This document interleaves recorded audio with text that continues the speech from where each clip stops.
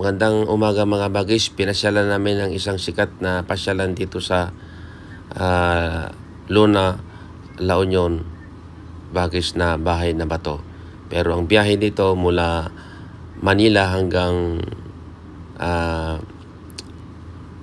Luna, La Union ay 7 hours.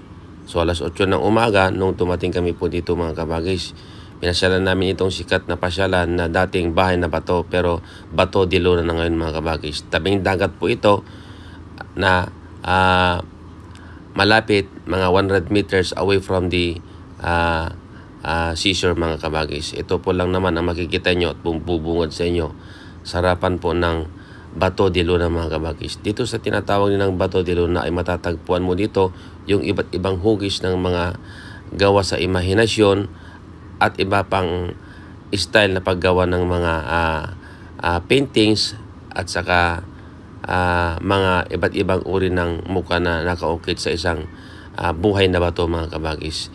Isang pawika lang naman ang makikita mo dito sa harapan na gawa sa iba't ibang flat stones, white at saka blacks at iba pang kulay ng mga bato na ginawa nila at itinay ito nung mga past 5 years ago na mga kabagis. Ito na yung bato na dating bahay na bato mga kabagis. Ito na makikita mo ito sa harap pa lang ay mamamangha ka sa mga iba't ibang style na paggawa na gawa sa bato mga kabagis. Lahat na makikita mo dito ay gawa po sa bato mga kabagis. Ito, anong hugis po ito ay hugis sa salitang China na parang mushrooms mga kabagis. May iba't ibang klase naman ng banga o pat na gawa rin sa flat stone, red, black, white, egg stone na ginawa nila pong banga mga kabagis. Pwede ka rin bumili ito para remembrance pag uwi mo sa inyong mga bahay mga kabagis. Maraming style at iba't ibang size na naman ang makikita mo. May mga hugis, mga sinaunang panahon na nakaukit sa mga buhay na bato mga kabagis. Puro bato po ito mga kabagis ang ginawa nilang banga at saka mga imahinasyon na iba't ibang mukha. Tulad po nito, pufferfish. Pufferfish bang tawag nito sa inyo mga kabagis? Ay na-preserve sila ng ilang taon na kaya tinan mo parang buhay po sila ngayon na nakikita. May mga tagalaga din siyempre sa isang pasyalan kaya ito katatapos kasi ng bagyo kaya busy po sila. Ito po yung pawikan o sea turtle mga kabagis na ginawang flat stone. Ginawang ang finorma nila ito na galing sa mga iba't ibang size na bato na flat stone. Ang flat stone nito meron tayong black, white, red color na ginawa ng sea turtle na design mga kabagis. Dito sa sea turtle kabagis, sa bunga niya o sa loob may makikita ka nakasulat na Chinese. At saka makikita mo naman kung ano ang tanong mo dito sa maliit na to ay bato po yan. Pero iba-ibang size. Mamamangha ka dito sa loob mga kabagis kasi may makikita kang kakaibang maraming at libo-libong muka na imahinasyon na gawa po at nakapainting at nakaukit sa isang flat stone. Kaya ko tinawag na flat stone kabagis ay flat po siya na pinili ito sa tabing dagat. Malapit kasi sa tabing dagat kaya kumuha sila ng maraming bato para gumawang imahinasyon dito o tinatawag na arts. May mga bato rin dito na solid talaga na dumaan siguro sa matinding masin para para mapurma po nila na hugis muka o kaya ibang mukha naman ang gagawin. Meron kang makikitang dito din na kahoy na nakaukit kabagis. Ito naman ay puno ng madri cacao. Kung kilala niyo yung kahoy na madri cacao, yan po yan, hinugis at inukitan para maporma ng mukha ng tao. Yung mga kahoy po dito na nakikita po ninyo ay madri cacao po yan, yung puno. Yung puno dapat gawin sculpture na tulad nito para naman hindi madaling masira mga kabagis kahit abutin pa ng ilang taon na hindi po siya masisira. May mga sulat po dito mga kabagis na hindi ko kayang i-transfer o basahin po dahil nakasulat po na Chinese o Korean po yata dito. Dito sa labas po ng sea turtle or pawikan mga kabagis, bububungad sa ng ibang mukha. Ito na siya. Bato po yan mga kabagis na pinorma lang nila. So mahirap din ang paggawa nito at mamamangha ka ng iba-ibang hugis na makikita mo nito sa labas. Mabigat po ito Kasi gawa po siya bato at naporma siya sa mga maliliit na flat stones. Hindi ko lang alam din kung paano nila ginawa ito. O ito, para mga golden Buddha ang dating mga kabagis. Karami naman ito nagdidesign nito ay gawa sa Chinese o kaya sa Korean style mga kabagis. May mga ibon din o duck o kakaiba kang matatagpuan po dito ay hindi ko maintindihan kung anong korte po nito meron. Meron nakatindig, meron din naman nakahiga na hindi mo maintindihan at saka ito nakayuko mga kabagis. Aba, paano kaya nila naporma ito na ganyan mga kabagis? Oh, galing ang pagkagawa mga kabagis. Puntan pa natin dito sa ibang sites mga kabagis.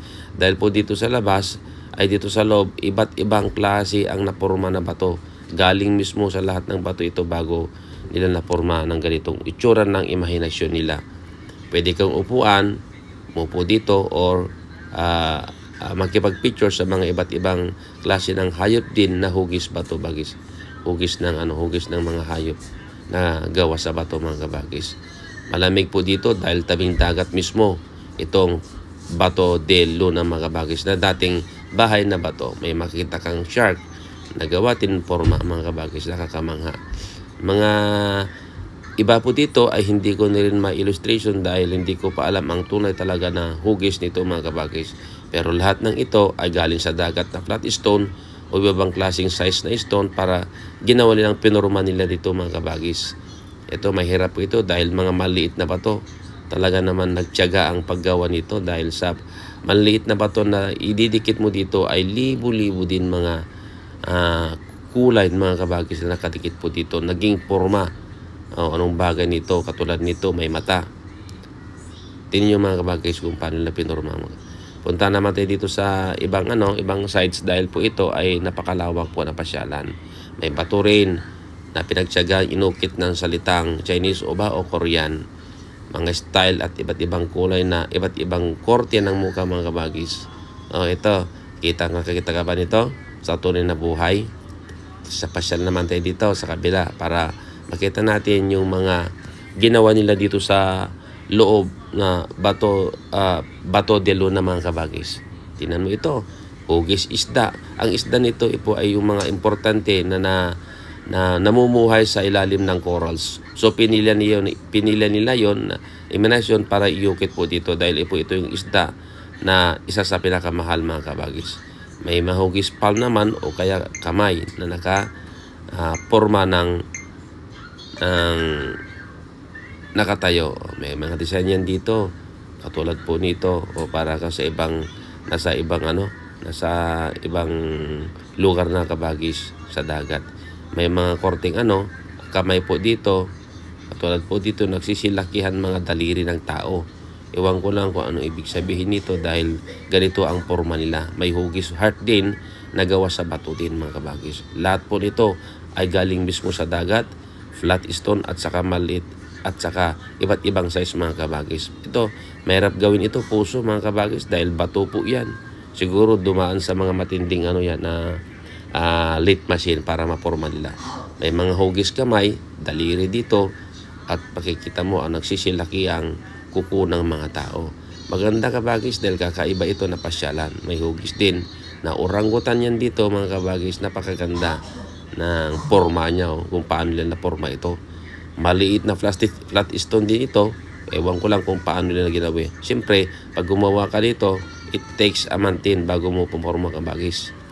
Ito, sinubukan kong pumunta dito sa loob ng isang kamay. Akala ko nasa kamay na ako ng isang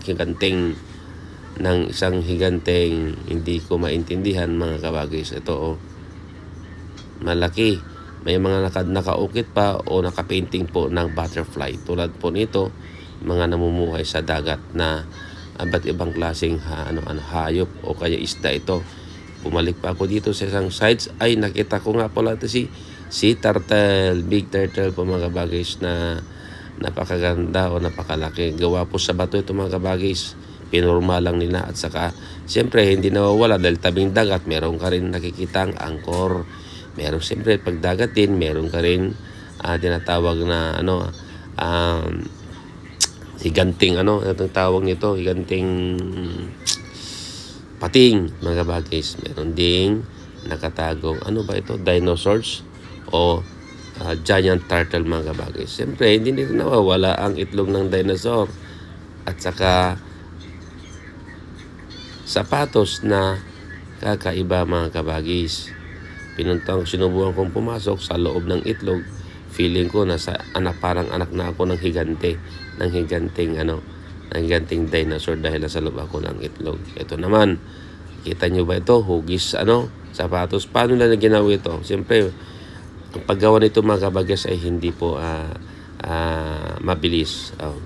Kundi maglalaan ka ng